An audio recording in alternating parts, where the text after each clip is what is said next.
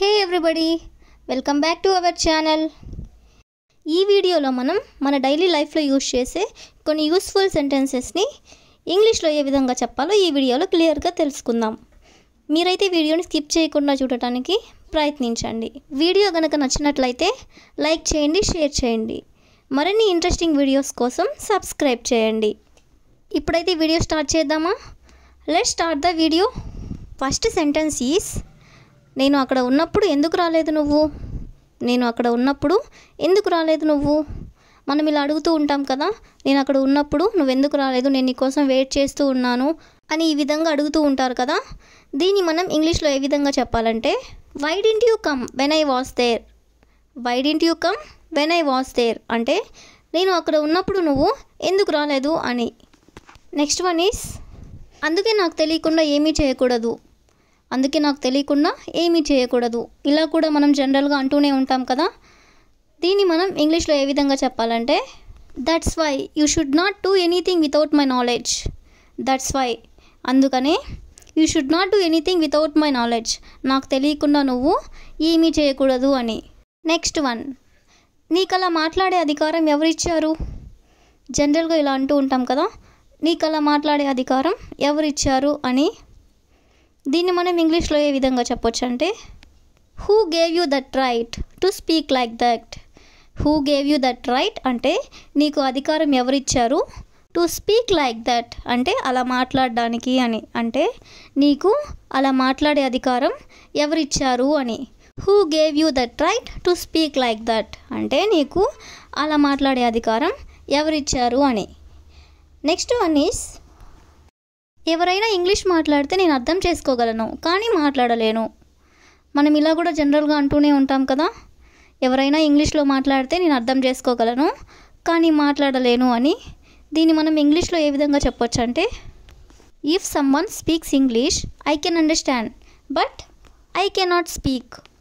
If someone speaks English అంటే ఎవరైనా ఇంగ్లీష్లో మాట్లాడితే ఐ కెన్ అండర్స్టాండ్ నేను అర్థం చేసుకోగలను, బట్ కానీ ఐ కెనాట్ టు స్పీక్ అంటే నేను మాట్లాడలేను అని. ఎవరైనా ఇంగ్లీష్లో మాట్లాడితే నేను అర్థం చేసుకోగలను కానీ నేను మళ్ళీ మాట్లాడలేను అని, అంటే తిరిగి మాట్లాడలేను అని. నెక్స్ట్ వన్, స్టేజ్ మీదకి వచ్చి మాట్లాడండి. స్టేజ్ మీదకి వచ్చి మాట్లాడండి, ఇక్కడ నుంచి మాట్లాడొద్దు, ఇక్కడికి రండి, స్టేజ్ మీదకి వచ్చి మాట్లాడండి అని ఇలా అంటూ ఉంటారు కదా. దీన్ని మనం ఇంగ్లీష్లో ఏ విధంగా చెప్పొచ్చు అంటే, come on to the stage and speak. Come on to the stage and speak అంటే స్టేజ్ మీదకి వచ్చి మాట్లాడండి అని. నెక్స్ట్ వన్ ఈస్, నేను చెప్పింది ఎందుకు నువ్వు చేయడం లేదు, లేదా నేను చెప్పింది నువ్వెందుకు చేయడం లేదు అని ఇలా అంటూ ఉంటారు కదా. దీన్ని మనం ఇంగ్లీష్లో ఏ విధంగా చెప్పొచ్చు అంటే, why aren't you doing? Why aren't you doing what I said అంటే నేను చెప్పింది నువ్వు ఎందుకు చేయడం లేదు అని. నెక్స్ట్ వన్ ఈస్, అతను ఇప్పుడు చాలా బిజీగా ఉన్నాడు, అతన్ని డిస్టర్బ్ చేయొద్దు. అతను ఇప్పుడు చాలా బిజీగా ఉన్నాడు, అతన్ని డిస్టర్బ్ చేయొద్దు. ఈ సెంటెన్స్ని మనం ఇంగ్లీష్లో ఏ విధంగా చెప్పొచ్చు అంటే, he is busy now don't disturb him. He is busy now అంటే అతను ఇప్పుడు బిజీగా ఉన్నాడు, డోంట్ డిస్టర్బ్ హిమ్ అతన్ని డిస్టర్బ్ చేయొద్దు అని. He is busy now don't disturb him అంటే అతను ఇప్పుడు బిజీగా ఉన్నాడు, అతనిని డిస్టర్బ్ చేయొద్దు అని. నెక్స్ట్ వన్ ఈస్, మీరు ఎప్పటికీ మారరు. మీరు ఎప్పటికీ మారరు. మనం ఎవరినైనా ఇలా అంటూ ఉంటాం కదా. దీన్ని మనం ఇంగ్లీష్లో ఏ విధంగా చెప్పొచ్చు అంటే, you will never change. You will never change అంటే మీరు ఎప్పటికీ మారరు, అంటే మీరు ఇంకెప్పటికీ మారరు, ఇలానే ఉంటారు అని ఇలా అంటూ ఉంటాం కదా. అలాంటి సందర్భాల్లో ఈ సెంటెన్స్ని మనం యూజ్ చేస్తూ ఉంటాం. నెక్స్ట్ వన్ ఈస్, నేను ఎప్పుడు అలా అనుకోలేదు. నేను ఎప్పుడు అలా అనుకోలేదు. దీన్ని మనం ఇంగ్లీష్లో ఏ విధంగా చెప్పొచ్చు అంటే, I never thought like that. I never thought like that అంటే నేను ఎప్పుడు అలా అనుకోలేదు అని. నెక్స్ట్ వన్ ఈస్, వాళ్ళు వచ్చారనుకున్నాను. వాళ్ళు వచ్చారనుకున్నాను ఇలా కూడా మనం చెప్తూ ఉంటాం కదా. దీన్ని మనం ఏ విధంగా చెప్పాలంటే, I thought they have come. I thought they have come అంటే వాళ్ళు వచ్చారనుకున్నాను అని. నెక్స్ట్ సెంటెన్స్ ఈస్, వాళ్ళు ఏమీ చేయడం లేదు. వాళ్ళు ఏమీ చేయడం లేదు. దీన్ని మనం ఏ విధంగా చెప్పొచ్చు అంటే, they are not doing anything. They are not doing anything అంటే వాళ్ళు ఏమీ చేయడం లేదు అని. నెక్స్ట్ వన్ ఈస్ నేను వాళ్ళతో మాట్లాడతాను. నువ్వు టెన్షన్ పడొద్దు, నేను వాళ్ళతో మాట్లాడతాను అని ఇలా చెప్తూ ఉంటారు కదా. దీన్ని మనం ఇంగ్లీష్లో I will talk to them అంటే నేను వాళ్ళతో మాట్లాడతాను అని. అదేవిధంగా నేను అతనితో మాట్లాడతాను, దీన్ని మనం ఏ విధంగా చెప్పొచ్చు అంటే I will talk to him అంటే నేను అతనితో మాట్లాడతాను అని. నెక్స్ట్ సెంటెన్స్ ఈస్ మీరేమనుకుంటున్నారు. ఇది కూడా మనం జనరల్గా యూజ్ చేసే సెంటెన్సే కదా. నువ్వేమనుకుంటున్నావు అని ఇలా కూడా అడుగుతూ ఉంటాం కదా. దీన్ని ఇంగ్లీష్లో ఏ విధంగా చెప్పొచ్చు అంటే వాట్ డూ యూ థింక్ అంటే మీరేమనుకుంటున్నారు లేదా నువ్వేమనుకుంటున్నావు అని.